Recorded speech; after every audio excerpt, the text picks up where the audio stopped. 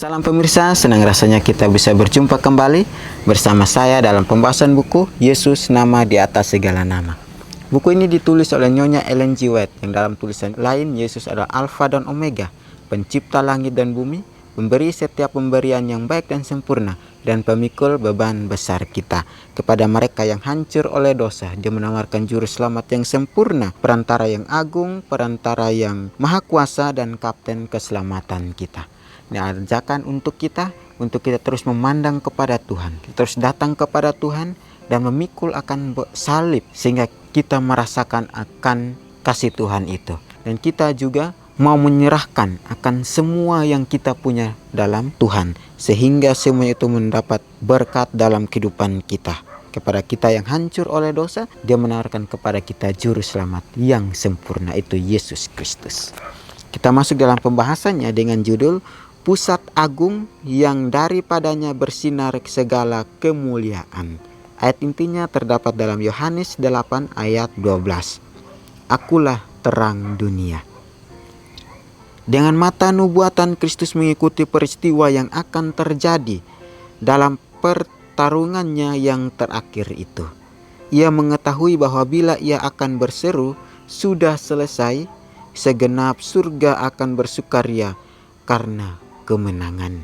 Telinganya dapat mendengar musik yang jauh serta sorak-sorai kemenangan dalam istana surga. Ia mengetahui bahwa lonceng kematian kerajaan iblis akan dibunyikan pada saat itu. Kristus bersukaria agar ia dapat berbuat lebih banyak bagi para pengikutnya daripada yang dapat mereka minta atau pikirkan. Ia berbicara dengan jaminan, dengan mengetahui bahwa suatu titah yang maha kuasa telah diberikan sebelum dunia dijadikan.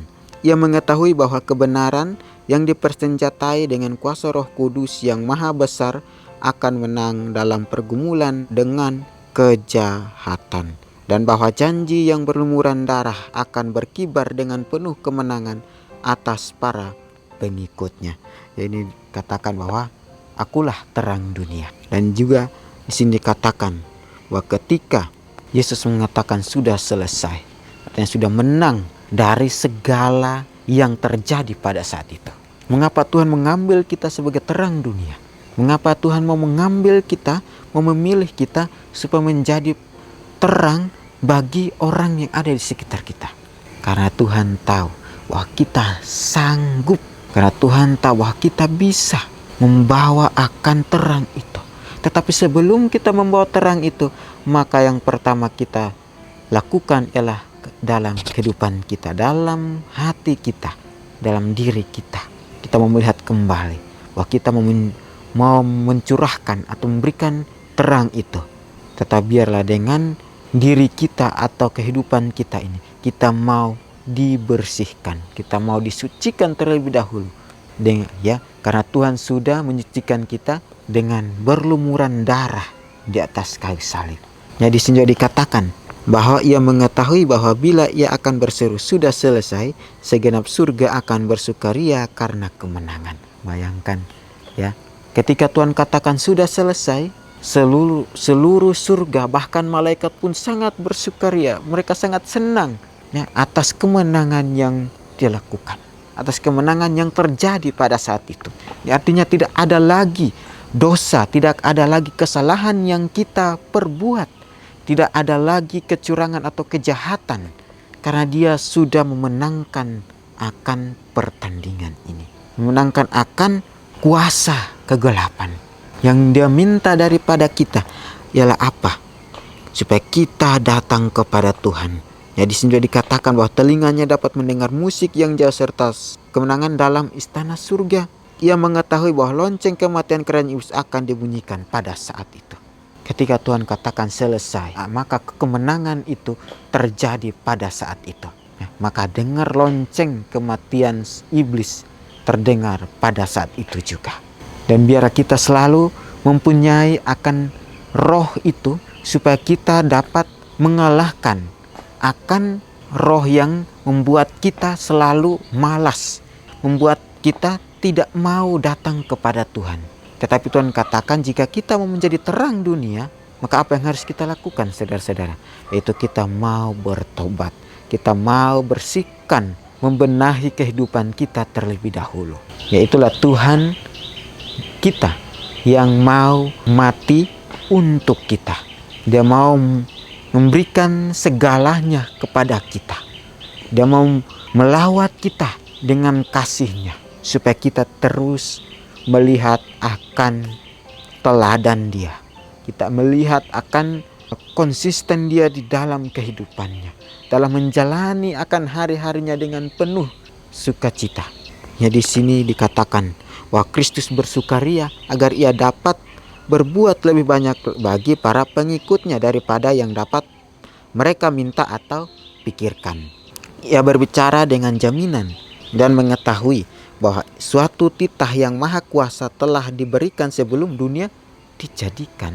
Ia mengetahui bahwa kebenaran yang dipersenjatai dengan kuasa Roh Kudus yang maha besar akan menang dalam pergumulan dengan kejahatan, dan bahwa panji yang berlumuran darah akan berkibar dengan penuh kemenangan atas para pengikutnya. Ya, sangat luar biasa Tuhan di sini katakan bahwa ia mengetahui bahwa kebenaran yang dipersenjatai dengan kuasa Roh Kudus yang maha besar akan menang dalam pergumulan dengan kejahatan. Itu yang Tuhan katakan kepada kita. Yang jahat semakin jahat, yang baik semakin baik, yang benar semakin benar. Tetapi jika kita jahat, kita mau datang kepada Tuhan, Tuhan akan memberikan kita sukacita. Tetapi kita mau terus melakukan pergumulan, mau melakukan kejahatan, kita mau melakukan hal-hal yang tidak baik, hal-hal yang tidak senonoh, maka malaikat surga dan Roh Kudus akan memberikan kita terus, menyerang kita, kedagingan kita terus untuk kita dapat mengalahkan itu. Jika kita mau untuk melakukan itu. Jadi di sini juga dikatakan bahwa dengan Roh Kudus yang maha besar akan menang dalam pergumulan kejahatan kita atau pikiran kejahatan kita. Biar kita selalu datang kepada Tuhan kita. Banyak yang dia alami sebelum dia mati di kayu salib. Ya, dia difitnah, dihina, dicelah dan dicaci, bahkan diusir, dibuang. Tetapi itulah Tuhan kita. Dia mau untuk membebaskan kita dari kejahatan. Bahkan dia datang membawa terang kepada kita. Dia datang membawa keselamatan, kasih karunia kepada kita. Ya, semua ini kukatakan kepadamu, katanya, supaya kamu beroleh damai sejahtera dalam aku. Dalam dunia kamu menderita penganiayaan, tetapi kuatkanlah hatimu, aku telah mengalahkan dunia. Kristus tidak gagal dan juga tidak tawar hati, dan para pengikutnya harus menunjukkan iman yang tahan lama seperti itu. Mereka harus hidup sebagaimana ia hidup dan bekerja sebagaimana ia bekerja, sebab mereka bergantung padanya sebagai guru besar yang turut bekerja. Keberanian, tenaga, dan ketabahan harus mereka miliki, meskipun hal-hal yang tampaknya tidak mungkin menghalangi jalan mereka.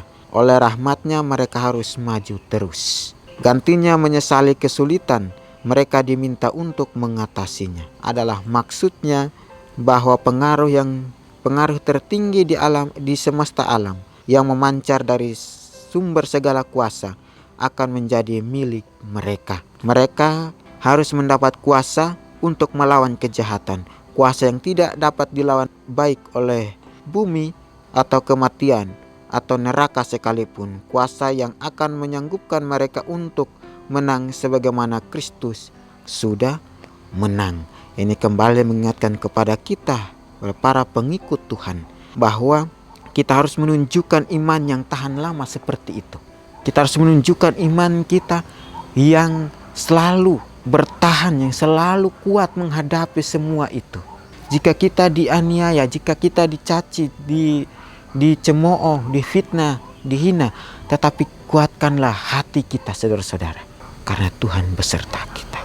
Tuhan katakan bahwa supaya kamu beroleh damai sejahtera dalam aku. Jika kita mau melewati, jika kita mau menghadapi ujian atau cobaan itu dalam kehidupan kita. Banyak yang tidak menyukai kita, banyak yang tidak mau untuk kita lakukan sesuatu yang benar. Banyak yang tidak mau kita melakukan sesuatu yang mungkin menyinggung mereka. Tetapi inilah kebenaran, inilah firman Tuhan. Wahai yang jangan takut jika kita mau melakukan yang benar. Terang itu sudah ada padamu. Terang itu bersama-sama denganmu. Jangan takut kita mau memancarkan terang itu. Jika kita memancarkan terang itu, maka kuasa Tuhan selalu bersama dengan kita. Walaupun kita harus masuk di dalam iman yang kuat, masuk dalam problema atau masalah yang kita hadapi. Tetapi Tuhan katakan, kuatkanlah hati kita. Kuatkanlah hati, kuatkanlah iman kita untuk terus mau melakukan yang benar. Jika kita tidak mau bertobat setiap harinya, maka terang yang kita bagikan tidak bisa membawa orang kepada keselamatan. Jadi di sini dikatakan, Kristus merencanakan agar tata tertib di surga, rencana pemerintahan di surga, keserasian di surga ditunjukkan dalam jemaatnya di bumi. Dengan demikian dalam umatnya ia dimuliakan. Dengan perantara mereka matahari kebenaran akan bercahaya ke dunia dalam kemuliaan yang gemerlapan. Jemaat yang dianugerahi kebenaran Kristus merupakan tempat penyimpanannya, yang dalam kekayaan kemurahannya, rahmatnya dan kasihnya harus kelihatan dalam pertunjukan terakhir yang sempurna itu. Kristus memandang pada umatnya dalam kesucian dan kesempurnaan mereka sebagai pahala kerendahannya dan penambah kemuliaannya. Kristus pusat agung yang daripadanya bersinar segala kemuliaan. Alfa dan Omega jilid 6 halaman 323 sampai 325. Di sini kata renungkan lebih dalam, bagaimanakah saya melihat Yesus menyatakan kemuliaannya dalam hidup saya. Ya, di sini katakan ya, sangat luar biasa. Jadi Kristus merencanakan agar tata tertib di surga, rencana pemerintahan di surga, keserasian di surga ditunjukkan dalam jemaatnya di bumi. Ya, inilah kasih kemuliaan Kristus. Jika kita mau menyerahkan, jika kita mau mengikuti apa yang Dia kehendaki, dengan iman yang kita punya, dengan terang yang sudah ada dalam kehidupan kita, kita mau membagikan itu. Biar kita selalu mempunyai akan roh kerendahan hati. Dengan kasih karunia Tuhan, Tuhan akan berikan kita hikmat untuk kita bisa menjangkau akan terang, atau kita bisa memberikan terang itu. Ya, bagaimanakah saya melihat Yesus menyatakan kemuliaannya dalam hidup saya? Ini pertanyaan yang luar biasa dalam kehidupan kita. Lihatlah betapa baik Tuhan dalam kehidupanmu. Itulah janji yang diberikan kepada kita, bahwa kita akan menjadi terang dunia untuk membawa orang kepada keselamatan.